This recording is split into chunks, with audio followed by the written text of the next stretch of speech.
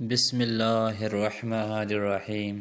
السلام علیکم دوستو، میں آج آپ کے لیے ایک اور ویڈیو لے کر آیا ہوں۔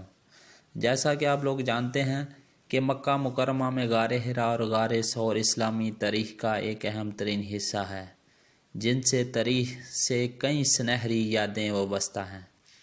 ان مقامات کی اہمیت کا اندازہ اس بات سے بھی لگایا جا سکتا ہے کہ آنے والے بیشتر زائرین مکہ مکرمہ میں قیام کے دوران ان مقامات کی زیارت کرنے ضرور آتے ہیں۔ سعودی محکمہ کے مطابق ام القری یونیورسٹی میں تاریخ کے استاد اور کنگ عبدالعزیز فاؤنڈیشن میں تاریخ کے شعبے کے سربراہ ڈاکٹر فواز الدحاس نے کہا ہے کہ متعلقہ ادارے غار حرا اور غار ثور میں زائرین کے لیے بنیادی سہولتیں فراہم کریں گے۔ انہوں نے کہا ہے کہ دونوں تاریخی مقامات بڑی اہمیت کے حامل ہیں، انہیں سرکاری نگرانی کی تحویل میں دیا جائے اور ان کے قریب غیر قانونی تجاوزات ختم کی جائیں۔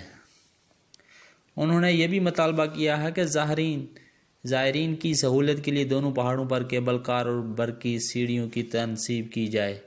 ڈاکٹر فواز نے کہا ہے کہ دونوں غاروں کی زیارت کے لیے لاکھوں افراد آتے ہیں، انہیں مشکلات سے بچانے کے لیے آگاہی سینٹر بھی قائم کیے جائیں۔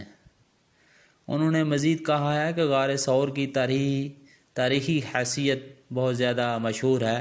اس کی سطح سمندر سے بلندی تقریباً 759 میٹر ہے۔ اس کے شمال میں اکھل پہاڑ ہے جو تاریخی حیثیت رکھتا ہے۔